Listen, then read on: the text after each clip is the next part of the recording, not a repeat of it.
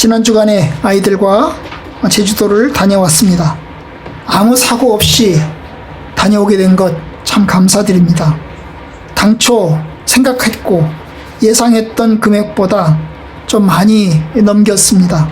그럼에도 불구하고 이제 여러분들이 후원을 해주셔서 모자람이 없이 다녀왔어요. 감사합니다. 애들을 데리고 가니까요, 참 신경 써야 될 게 많아요. 이제 어디를 가야 될까? 그 다음에 무엇을 먹여야 될까? 뭐 이런 거죠. 그 다음에 사고는 없이 조심조심 움직여야 되니까, 아무 사고 없이 갔다 와야 되니까, 그래서 참 신경이 많이 쓰였습니다. 아무튼 아무 사고 없이 잘 다녀오게 해주셔서 감사드립니다. 사람들이 여러 명이 모이다 보면 여러분, 중요한 것 가운데 하나가 먹는 겁니다. 어디서 또 무엇을 먹여야 될까? 식당을 찾는 거죠. 제주도를 가니까 그 식당 찾는 몫이 오로지 제 몫인 거예요. 인터넷으로 검색해 가면서 또 애들이 먹으면 쓸만한 집을 먹어야잖아요. 그죠? 그래서 여기저기를 찾아가지고 이제 검색해 가면서 먹였어요. 어쨌든 애들이 이제 또 감사하게 잘 먹고 또 맛있다고 해주니 참 감사했습니다. 여러분, 한 사람이면 그래도 쉬워요. 저 한 사람이면 대충 때워도 되고 또 대충 먹어도 되고 굶어도 됩니다. 그런데 이제 여러 명이면, 이게 인솔자이고 리더자이면 좀 힘들어지는 것입니다. 여러분, 수천 명이면 어떨까요? 오늘 말씀은 예수님께서 4,000명을 먹이는 내용입니다. 이미 예수님께서는 5,000명의 사람들을 먹인 적이 있습니다. 어떤 사람들을 말합니다. 아니, 5,000명을 먹인 사건과 4,000명을 먹인 사건이 같은 내용 아니냐, 그런데 같은 내용을 2번 기록하지 않았냐, 그렇게 이야기하시는 분들도 있습니다. 하지만 이 사건은 전혀 다릅니다. 5,000명을 먹인 것과 4,000명을 먹인 것은 전혀 다릅니다. 숫자도 다르고요. 그 다음에 먹고 난 다음에 음식의 양도 달라요. 그죠? 5,000명을 먹을 때는 12바구니가 남았어요. 바구니는 좀 작은 거잖아요. 그죠? 바구니로 12개가 남았어요. 그런데 오늘 말씀 보면 7광주리가 남았어요. 큰 그릇으로 해가지고 7광주리가 남았어요. 먼저 번에는 이제 이 잔디라는 말이 있어요. 사람들이 앉았는데, 둘러 앉았는데 사람들이 잔디에 앉았다고 그랬어요. 그죠? 그런데 오늘 말씀 보면 잔디라는 말이 없어요. 잔디라는 말이 없어요. 아마도 이 지역 자체가 잔디가 없는 지역이거나 시기적으로 아마 잔디가 없는 계절일 가능성이 큽니다. 어쨌든 이렇게 이 2개의 사건, 5,000명을 먹인 것과 4,000명을 먹인 것이 달라요. 전혀 다른 사건입니다. 성경은 이제 이 2개의 사건을, 특별히 마가복음과 마태복음은 2개의 사건을 같이 기록을 했어요. 2개의 같이 사건을 기록했어요. 누가복음하고 요한복음은 오병이어 사건만 기록했는데, 여기서는 이제 7병이어거든요. 정확하게 말하면 7병. 보리떡 7개와 그 다음에 물고기 한 2마리 정도. 이래가지고 7병이어 사건을 이제 기록을 했는데요. 이 마태복음과 마가복음은 2번 기록을 했어요. 이걸 똑같은 사건이지만 2번 기록을 했어요. 왜냐하면 먹는 사람도 다르고, 그 다음에 남은 것도 다르고, 음식의 양도 다르고, 그 다음에 시기도 다르고, 그리고 먹는 사람들도 달라요. 왜냐하면 지역이 다르기 때문에요.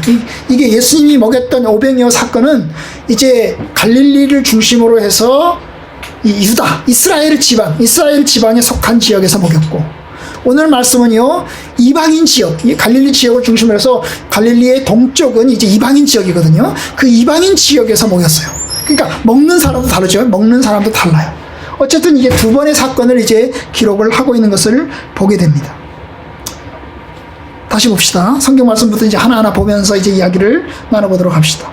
8장 1절, 그 무렵에 또 큰 무리가 있어 먹을 것이 없는지라. 이게 앞에 상황 속에서도 이제 오병이어 사건을 염두에 두고 지금 이야기를 하는 거죠. 그런데 또 다시 큰 무리가 모이는 시점이 있었다는 겁니다. 큰 무리가 있는데 뭐예요? 먹을 것이 없었다는 거죠. 그래서 예수님께서 어떻게 하냐면, 예수께서 제자들을 불러 이르시되 내가 무리를 불쌍히 여기노라. 그들이 나와 함께 있은지 이미 사흘이 지났으나 먹을 것이 없도다. 만일 내가 그들을 굶겨 집으로 보내면 길에서 기진하리라. 지쳐가지고 쓰러질 것이다 그 말이죠. 기진하리라. 그 중에는 멀리서 온 사람들도 있느니라. 굉장히 멀리서 온 사람들도 있는 거죠. 아마도 예수님을 따라서 아주 먼 거리를 이동해서 온 사람들도 있을 거라고 하는 것입니다. 그래서 이제 이런 사람들이 모인 거죠. 그 사람들이 모인 사람들이 약 4,000명입니다. 4,000명. 예수님의 제자들, 예수님과 제자들, 그들은 여행 중에 식량을 가지고 다녔을 겁니다. 그런데 그 식량이 바닥이 난 거죠.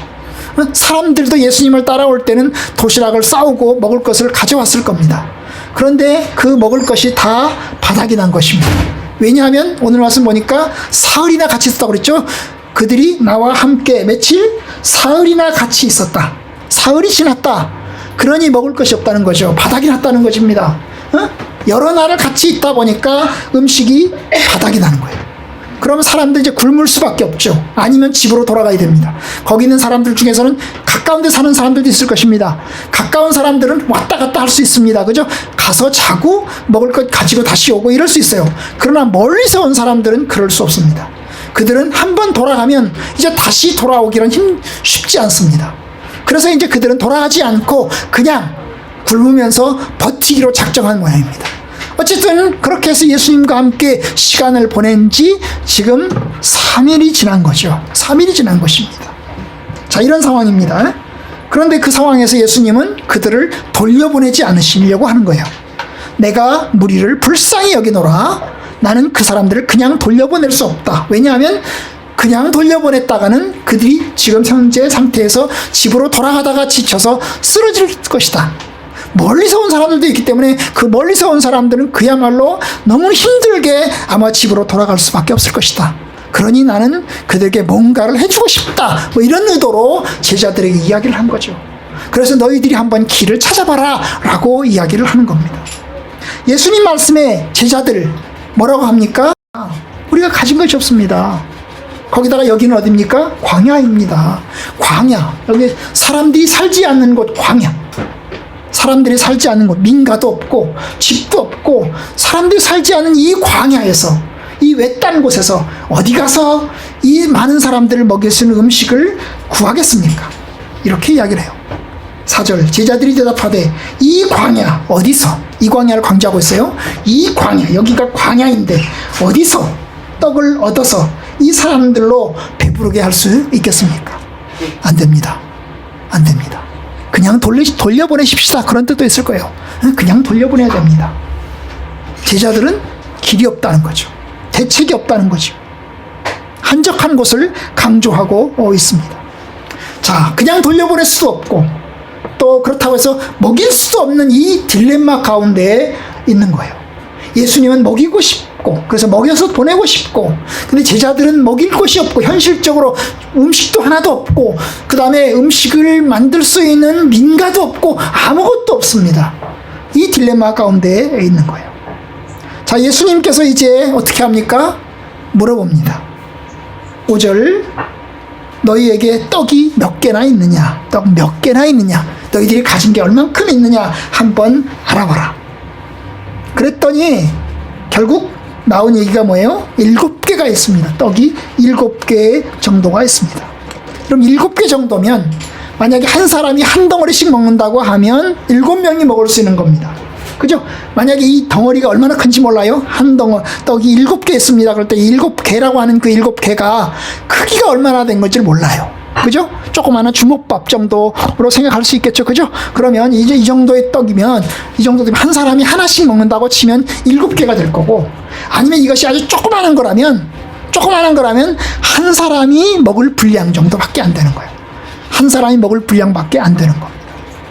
어쨌든 간 이 크기가 어느 정도는 모르겠지만 어쨌든 매우 적은 금액, 이것으로 4,000명을 도대체 먹일 수 있는 가능성은 전혀 없는 그런 양의 음식이 있습니다. 떡이 7개가 있습니다. 자원이 없습니다. 그 다음에 또 있는 것이 뭐예요? 7절에 보니까 작은 생선 2마리가 있었다고 그랬어요. 그죠? 아주 작은 생선 2마리가 있었어요. 그래서 이게 전부입니다. 떡이 7개하고 그 다음에 작은 생선 2마리가 전부입니다. 전부입니다. 이걸로 도대체 이 사람들을 어떻게 먹일 수 있겠습니까? 라는 뜻이죠. 그죠? 그러나 어쨌든 간 예수님은 확인하셨어요. 몇 개나 있느냐? 이만큼 있습니다. 자, 예수님이 이 대답을 듣고 나서 안 되겠네, 그냥 돌려보내야 되겠네, 이렇게 하지 않으시고, 이거 가지고 도대체 나 한 사람 먹기도 좀 그러겠네, 우리들 먹기도 좀 부족하겠네, 안 되겠다, 돌려보내자, 이렇게 하지 않으시고 어때요? 사람들로 앉게 하십니다. 6절, 예수께서 무리를 명하사 땅에 앉게 하시고 사람들을 이제 앉게 합니다. 그리고 난 다음에 어떻게 합니까? 그 떡 7개를 가지사 축사하시고, 이 축사라는 말은 축복기도죠. 그죠? 축복기도, 감사기도입니다.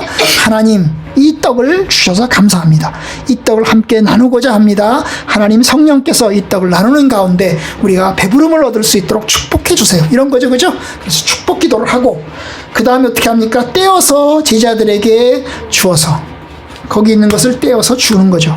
떼어서 주고 그것을 나눠주라고, 제자들에게 이제 나눠주라고 이야기를 하십니다. 그러자 제자들이 그것을 나눠주기 시작을 했어요. 그리고 7절, 이제 작은 생선 2어마리가 있었는데 이 2어마리 역시 예수님은 그것을 또 가지고 또 기도를 하셨어요. 또 다시 축복기도 하시고 감사기도를 하시고는 또 그것을 명해서 또 나눠주게 하십니다. 그러니까 떡도 나눠주고 그 다음에 고기도 나눠주고 이러면서 이제 사람들이 먹도록 그렇게 하신 것입니다. 나눠주게 먹게 하신 거예요. 그런데 그 다음 놀라운 사실은 8절, 그들이 배불리 먹고 남는 조각이 7광주리를 거두었다. 배불리 먹었다는 거죠.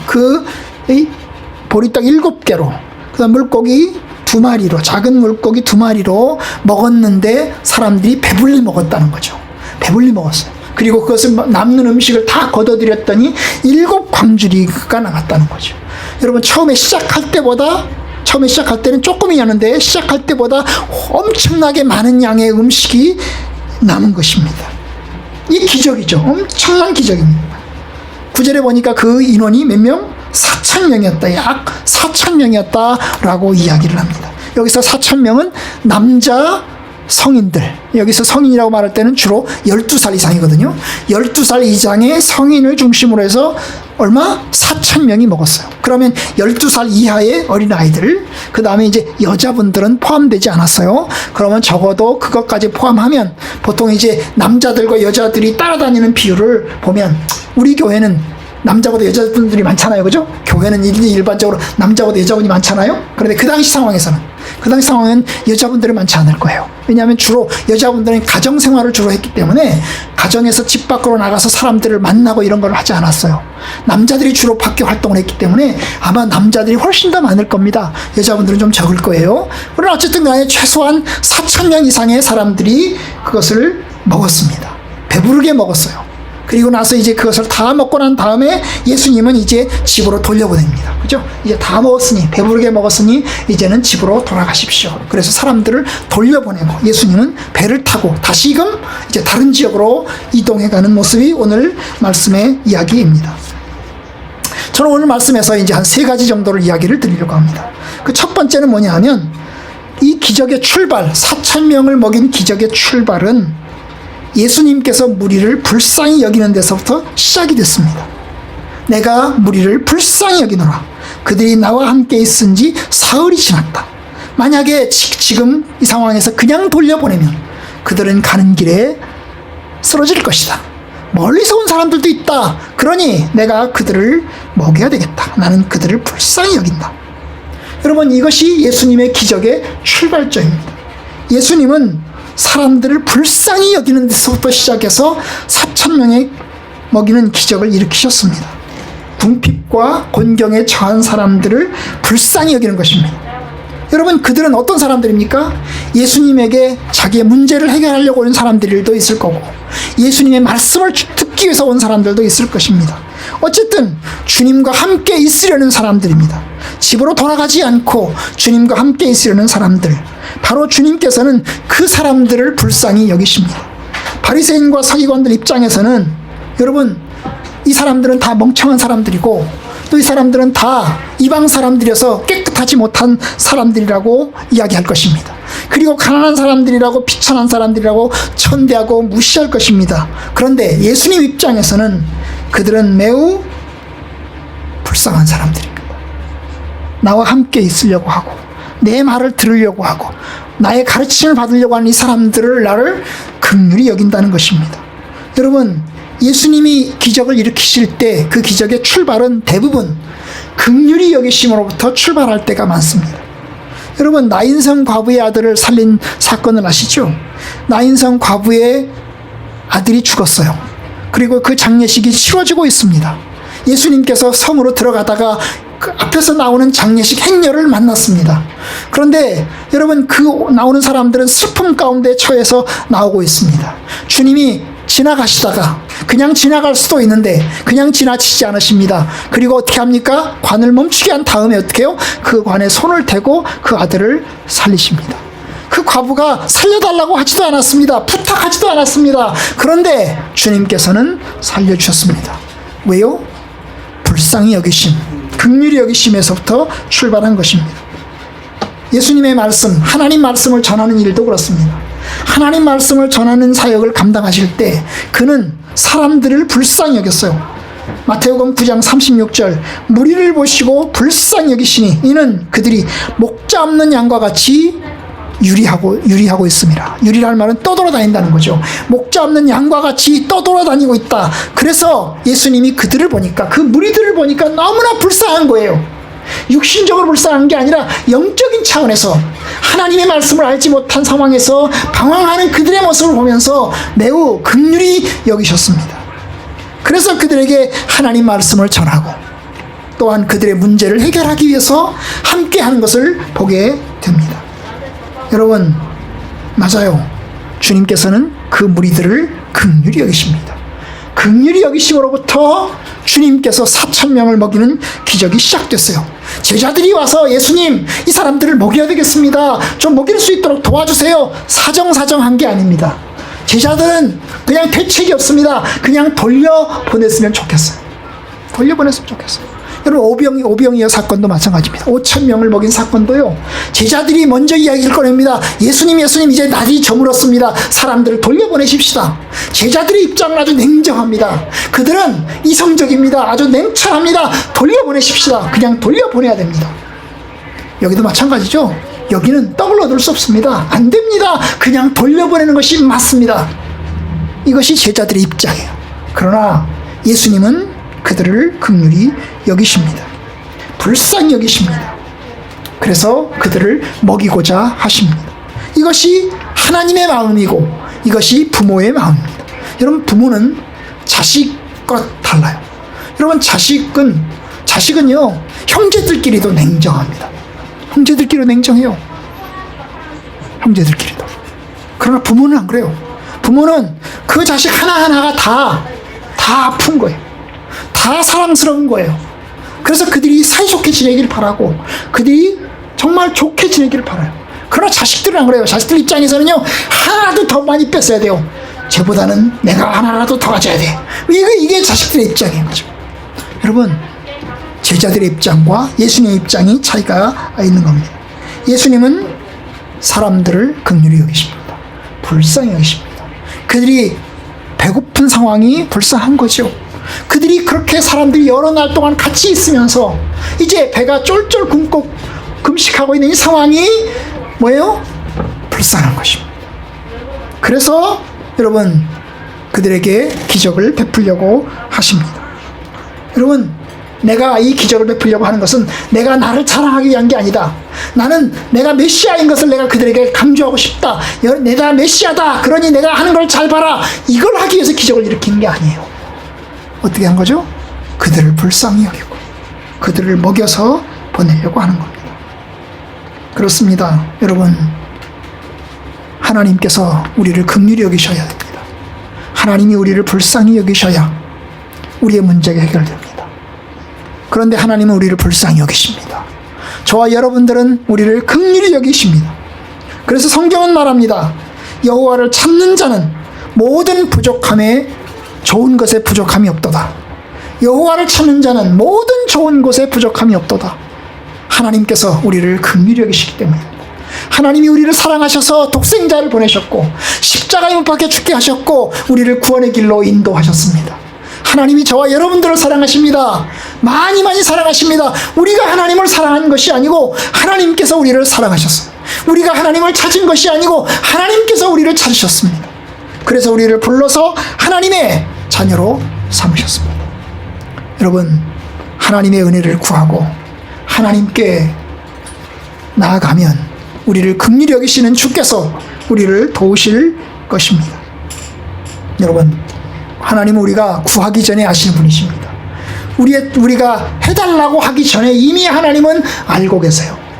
그래서 하나님이 우리의 부족함과 연약함을 채우시는 것입니다. 여러분, 저의 살아온 삶을 보더라도 참 막다른 길에 서 있던 적이 있습니다. 정말 막다른 길에서 고통과 절망 속에서 하나님께 부르짖었던 적이 있습니다. 하나님이 정말 나의 처지를 아실까? 정말 하나님이 살아계신가? 하나님이 정말 나의 기도를 들으시는가? 의심하면서 하나님께 부르짖었던 적이 있습니다. 그런데요, 그래서 그때는 어떻게 하냐면요, 시편의 말씀을, 시편이 기도잖아요, 그죠? 시편의 기도를 1편부터 시작해서 하나님께 읽어가면서, 큰 소리를 읽어가면서, 이게 시편의 기도니까 이 시편의 기도를 읽어가면서 하나님께 부르짖었어요. 산에 올라가서 부르짖고, 그 다음에 집에 앉아서 부르짖고, 잠을 자지 않고 부르짖고 그랬어요. 네, 하나님께서 그런 막다른 길에서 하나님께서 길을 여시고 은혜를 베푸셨습니다. 여러분, 그래요. 하나님은 우리를 사랑하십니다. 우리들을 굶겨서 그냥 보내지 않으시려고 합니다. 빈손으로 돌려보내지 않으시려고 합니다. 그들을 먹이려고 합니다. 왜냐? 하나님은 사랑이시기 때문입니다. 하나님은 사랑이십니다. 하나님은 저와 여러분들을 사랑하십니다. 우리의 형편을 아십니다. 우리가 부르짖기 전에 우리의 상황을 아십니다. 우리의 고통과 우리의 외로움과 우리의 슬픔을 다 아십니다. 이것이 주님의 마음이십니다. 여러분, 성경은 말합니다. 사랑이 많으신 하나님께서 좋은 것으로 주지 않겠느냐? 심지어 악한 부모라도 자기 자식들에게는 좋은 것을 주려고 하는데, 그죠? 악한 부모라도 자기 자식들한테는 자기 자식이니까 좋은 것으로 주려고 하잖아요.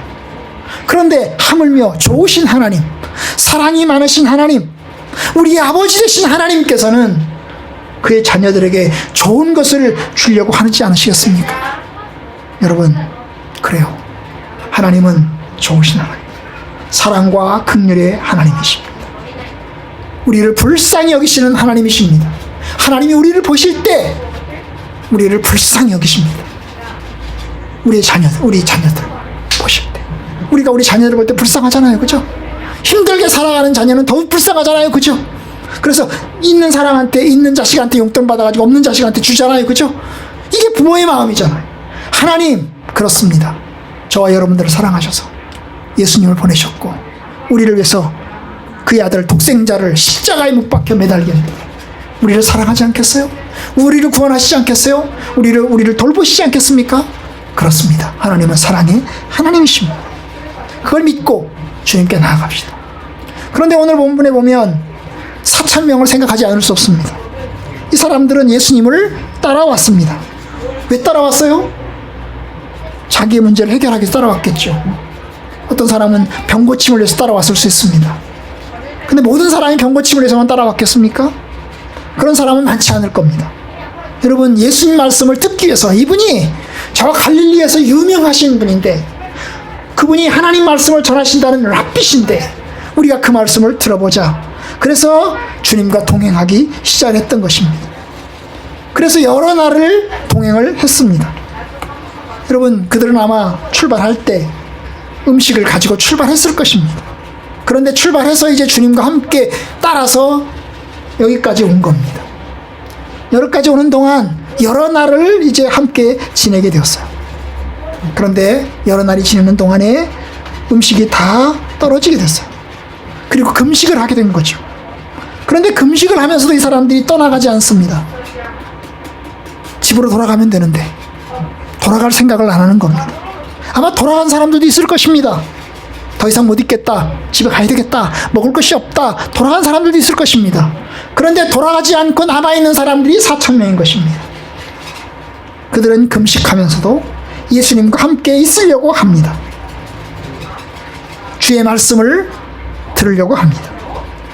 예수님께 우리의 먹을 것을 주세요, 우리에게 먹을 것을 주세요라고 외치지도 않습니다. 우리가 먹을 것이 떨어졌습니다, 궁핍합니다, 채워주세요, 호소하지도 않습니다. 그냥 그들과 함께 있습니다. 주님은 도대체 사흘 동안 뭘 하셨을까요? 사흘 동안, 그죠? 그들과 함께 사흘 동안 같이 지냈다고 했잖아요. 사흘 동안 같이 뭘 하셨을까요 대체? 그들에게 하나님의 말씀을 들려주었을 겁니다. 하나님 말씀을 들려주었을 것입니다. 그런데 바로 그 사람들, 그들은 굶으면서도 주님과 함께 있으려고 하십니다. 그들은 그냥 배고픈 사람들이 아닙니다. 그들은 하나님의 말씀을 듣고 싶어서 있는 사람들입니다. 하나님 말씀을 듣고 싶어서, 주님과 함께 있고 싶어서 남아있는 사람들입니다. 그래서 주님의 말씀에 굶주려서 그들은 계속해서 머물고 있습니다. 그런데 바로 주님은 그 사람들에게 먹을 것을 주십니다. 여러분, 이것이 성경의 말씀입니다. 너희는 먼저 그의 나라와 그의 일을 구하라. 그리하면 이 모든 것이 너에게 더하시리라. 여러분, 그래요. 이 사람들은 주의 말씀을 듣고 싶어서 금식하면서 굶으면서 있는 거예요. 집에 가면 다시 만날 가능성이 없는 거죠. 왜냐하면 예수님이 요단강 갈릴리 호수 동쪽 이방인 지역으로 들어오셨는데, 이방인 지역에서 지금 예수님이 서쪽 지역, 유대 지역으로 가면, 이스라엘 지역으로 가면 예수님이 언제 다시 올지 알 수 없는 것입니다. 그렇다고 자기네들 이방인들이기 때문에 유대 지역으로 갈 수도 없는 겁니다. 그래서 그들은 조금이라도 더 있을 때까지 있어보자라고 버티고 있는 겁니다. 그런데 주님은 바로 그들에게 여러분 음식을 채워주고 계십니다. 주님을 따르는 사람들에게 하나님께서 갚아주고 계신 겁니다. 신실하게 주님을 따르는 사람들에게 갚아주시는 겁니다. 그냥 길 가다가 모르는 사람들에게 준 게 아닙니다. 그죠? 길 가다가 모르는 사람들에게 준 게 아니에요. 자기와 함께 있고자 하는 사람, 그리고 자기 말씀을 듣고자 하는 사람, 그리고 그들을 따라온 사람들을 위해서 주님께서 기적의 은혜를 베푸시는 것입니다. 여러분, 그래요. 하나님께서 자기를 따르는 사람들을 그냥 두지 않으십니다. 자기 백성들에게 은혜를 베푸시며 돌보십니다. 여러분, 아까 부모라고 그랬잖아요. 부모가 여러분 자식을 돌보고 자식을 먹이려고 합니다. 여러분, 부모는 다른 사람들을 먹이려고 하는 사람이 아닙니다. 그렇죠? 다른 사람에 대한 책임은 없습니다. 내가 내 자녀가 아닌 사람에 대한 책임이 없습니다. 내가 그들에게 도와줘야 될 의무가 있는 게 아닙니다. 그렇죠? 내 자녀에 대한 의무와 책임을 가지고 있는 거예요. 예수님도 마찬가지입니다. 예수님이 먹이려고 하는 이 사람들은 어떤 사람들이에요? 예수님을 따라서 온 사람들입니다. 예수님과 함께 몇 날 며칠을 같이 지내는 사람들입니다. 그 광야에서, 사람들이 없는 곳에서 주님과 함께 같이 있는 사람들입니다. 주님은 그들을 먹이시는 중입니다. 여러분, 그래요. 하나님께서 약속하셨어요. 자기 목숨을 얻는 자는 잃을 것이고, 나를 위하여 자기 목숨을 잃는 자는 얻을 것이다. 이것이 주님의 약속입니다. 너희가 나를 위해서 자기 목숨을 내놓고 헌신하고 따르면 내가 그를 구원할 것이다. 그러나 자기 목숨을 지키기 위해서, 자기가 살기 위해서 주님을 버리면 자기 목숨은 살지 모르겠지만 그러나 영생의 구원을 얻지 못합니다. 여러분, 주님을 따르는 사람들을 하나님께서 도우신다는 겁니다.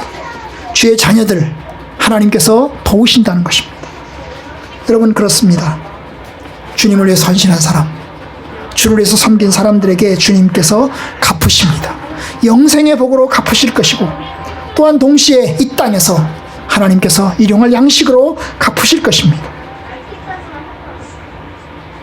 저와 여러분들이 그 약속을 믿고 주님을 따릅시다. 성경에 보면 오베데돔이라는 사람이 있습니다. 구약 성경에 나오는 사람인데요. 이 사람은 이제 나중에 성전 문지기로 생활을 하게 됩니다. 그런데 이 오베데돔이 어느 날 자기 집에 갑자기 하나님의 법궤가 옮겨집니다. 원래 법궤가 아미나답이라는 사람의 집에 있었는데요. 그런데 이 아미나답의 집에서 40년을 지내게 됩니다. 그러다가 다윗이 왕이 되면서 예루살렘으로 이 법궤를 옮겨가려고 합니다. 그래서 옮겨가려고 하는데 옮기는 과정에서 이제 사고가 발생합니다. 원래 법궤는 사람들이 손으로 들어서 옮기게 돼 있어요. 어깨에 메고 옮기게 돼 있어요. 그런데 그 법궤를 수레에 실은 것입니다. 수레에 싣고 가게 되는데 가는 도중에 이제 무슨 일인지 모르겠지만 새들이 이 수레를 끌고 가는 소들이 놀라가지고 이제 뭐예요? 놀라가지고 마차가 이제 옆으로 쓰러질 지경이 됐어요. 이제 법궤가 쓰러질 지경이 된 것입니다. 그런 상황에서 이제 이 아미나답이라는 사람의 두 아들이 이 법궤를 쓰러지지 않게 막았어요. 쓰러지지 않게 딱 막았거든요. 근데 결국 법궤에 손을 댔잖아요. 막긴 막았는데 손을 댔단 말이죠. 그 두 아들은 현장에서 즉사했습니다. 왜냐? 법궤는 손으로 대면 안 됩니다. 쳐다봐도 안 됩니다. 그런데 이 법궤에 손을 댔습니다. 그래서 두 아들이 즉사했어요. 다윗이 그 광경을 보고 너무나 충격을 받았어요. 왜냐하면 이 법궤가 좋은 거라고 생각했거든요. 좋은 거라고 생각을 했어요. 그래서 이 법궤가 옆에 있기를 바랬어요. 그래서 예루살렘으로 옮겨가고 있는 중이었어요. 그런데 이 법궤를 잘못 취급해가지고 결국 사람이 죽었잖아요. 그것이 너무나 충격이 됐던 것이, 법궤가 그냥 좋은 정도가 아니라 굉장히 무서운 것이라고 하는 생각이 들었던 것입니다. 그래서 다윗이 이 법궤를 그 근처에 있던 오베데돔이라는 사람의 집에다가 갖다 놨어요. 이 오베데돔은 황당하죠. 갑자기 자기 집에 법궤가 들어온 것입니다. 다윗의 명령에 의해서 그 집에 법궤가 딱 들어온 것입니다. 그러니 여러분 얼마나 불편합니까? 바로 앞에서 사람이 죽어가는 그 사고를 목격했는데 그 목격한 상황에서 법궤가 자기 집으로 들어왔으니 얼마나 충격이겠어요. 그런데요, 성경은 말합니다. 성경은 법궤가 오베데돔 집에서 3개월을 있었다고 그랬어요. 3개월을 있었어요. 그런데 성경은 말합니다. 그 3개월을 있었는데 하나님께서 오베데돔 집에 하나님이 축복을 하셨습니다. 사무엘 하에 보면 여호와의 궤가 가드 사람 오베데돔 집에 석 달을 있었는데 여호와께서 오베데돔과 그 온 집에 복을 주시니라. 오베데돔 집에 하나님께서 큰 복을 내리신 것입니다. 그 큰 복이 뭘까요? 큰 복이 뭘까요? 아마 성경에 보면 두 가지일 것입니다. 하나는 그 가정에 석 달을 있는 동안에 하나님께서 복을 주셨는데요. 여러분 그것을 누가 알았어요? 다윗이 알았어요. 오베데돔 집에 석 달을 머무르는데 하나님께서 그 집에 오베데돔 집에서 놀라운 축복을 부어주시는 것을 보았어요. 그게 뭘까요? 빠라마나 재물이겠죠. 그잖아? 다윗이 볼 정도면, 그죠? 다윗이 볼 정도면 재물이겠죠. 아주 찢어지게 가난한 오베데돔이었는데 석 달 만에 엄청난 부자가 된 거죠. 그러겠죠, 그죠? 그것을 다윗이 본 거죠. 석 달이 지나고 난 다음에 하나님이 오베데돔 집에 큰 복을 내리셨다는 소식을 듣고 아, 법궤를 예루살렘으로 옮겨가야 되겠구나 해가지고 옮겨가는 거예요. 여러분 재물의 복이 있을 것입니다. 그런데 성경은 오베데돔 집에 재물의 복은 얘기하지 않았어요. 그런데 얘기한 게 하나 있어요. 오베데돔 집에 자식이 없었어요. 오베데돔 집에 자식이 없었어요. 그런데 오베데돔 집에 자식이 생긴 것입니다. 자식이 없던 집에 자식이 생긴 거예요. 그 자식도 여러 명의 자식을 낳았어요. 자녀의 복을 주신 거죠. 결국 오베데돔은 법궤가 예루살렘으로 옮겨간 다음에 본인은 예루살렘 문지기로, 예루살렘 성전의 문지기로 취직을 합니다. 네? 취직을 합니다. 그리고 그의 자녀들 역시 예루살렘 문지기로 같이 활동하게 됩니다. 하나님께서 그렇게 갑작스럽게 맞은 법궤를 성실하게 섬긴, 신실하게 섬긴 이 오베데돔을 하나님이 축복하신 것입니다. 그 오베데돔에 내린 복은 다윗에게도 알려졌어요. 예루살렘 성에 살고 있는 다윗에게도 알려져서 결국 법궤를 예루살렘으로 다윗이 다시 옮겨갑니다. 다시 옮겨갑니다. 아, 하나님을 섬기는 것이 복이구나. 하나님을 섬기는 것이 복이구나. 그런데 아이러니한 건 뭐예요? 오베드 아미나답 집에서는 40년이 있었어요. 40년을 있었는데 그 40년을 섬기는 동안에 아미나답 집에는 하나님이 축복하셨다는 말이 없어요. 축복하셨다는 말이 없어요. 그리고 결국 끝말은 뭐예요? 끝은 별로 안 좋았어요. 그죠? 법궤가 옮겨가는 중에 두 아들은 현장에서 즉사하고 말았어요. 그런데 오베드돔 집은 어때요? 석 달을 있었어요. 그런데 그 복을 주신 것이 많은 사람에게 알려졌어요. 많은 사람에게 알려졌어요. 그리고 또한 기쁨 가운데서 법궤는 예루살렘으로 옮겨가게 됩니다. 여러분, 맞아요. 하나님을 믿는 사람에게, 성실하게 하나님을 믿는 사람에게 주께서 갚으십니다. 하나님께서 살아계시니, 하나님이 살아계시니 하나님을 신실하게 섬기는 이들 가운데 주께서 은혜를 베푸십니다. 저도 제 모습을 생각해 봅니다. 가난하고 암담했던 시절의 삶이 있었습니다. 부모를 잃고 학교를 그만두고 비천한 삶을 살았던 적이 있습니다. 그런데 하나님께서 은혜를 주셔서 결혼했고 또 자녀를 얻었고 지금까지 살았습니다. 하나님의 은혜입니다. 제가 제주도를 가면 어린 시절에 제 모습을 보았던 이들은 매우 놀랍니다. 네가 천국이냐? 네가 천국이냐? 울어요. 사람들이 울어요. 알잖아요. 그죠? 제가 그 마을에서 부모님이 돌아가심으로 해서 학교를 그만두고 그 마을을 떠났잖아요. 오두막살에 살았어요. 그 동네에서 가장 가난한 오두막살에 살았어요. 그 집은 없어졌어요. 지금은. 그런데 이제 커서 결혼해서 자녀를 낳고 가니 놀라지 않겠습니까? 놀라죠. 큰 복이죠. 저는 그것이 은혜입니다. 저에겐. 하나님께서 하나님을 섬기는 사람에게 은혜를 주셨는데 제게도 그와 같은 은혜를 주신 것입니다. 여러분 가정에도 하나님께서 은혜를 주시기를 바랍니다. 더욱더 큰 기쁨으로 하나님을 섬길 수 있도록 큰 은혜 주시기 바랍니다. 사실 예수 믿는 사람들에게 예수를 믿는 것 때문에 어려움이 있을 수 있습니다. 더 크게 어려움이 생길 수도 있습니다. 하지만 여러분 그 막다른 곳에 있다면, 그리고 어려움 가운데 있다면 하나님께 부르짖으십시오. 주님께 구하십시오. 그러면 주께서 은혜를 더하실 것입니다. 이것이 두 번째 우리가 보고자 하는 것입니다. 4,000명. 그들은 예수님을 따랐던 사람들. 배고픔 속에 있지만 주님을 따랐고 주님께서 그들을 채워 주신 것입니다. 하나 더 배우고자 합니다. 여러분, 예수님의 기적의 핵심에는 무리를 불쌍히 여기는 마음도 있지만 또 하나는 뭐예요? 축사기도가 굉장히 크게 작용합니다. 여러분, 축사기도가 뭡니까? 축복기도죠. 그죠? 그죠? 6절에서 보면 축사하시고 7절에는 뭐예요? 축복하시고, 그죠? 떡을 가지사 축사하시고 물고기를 가지사 축복하시고 사람들에게 나눠 주셨습니다. 여러분, 이게 오병이어의 기적의 핵심이에요.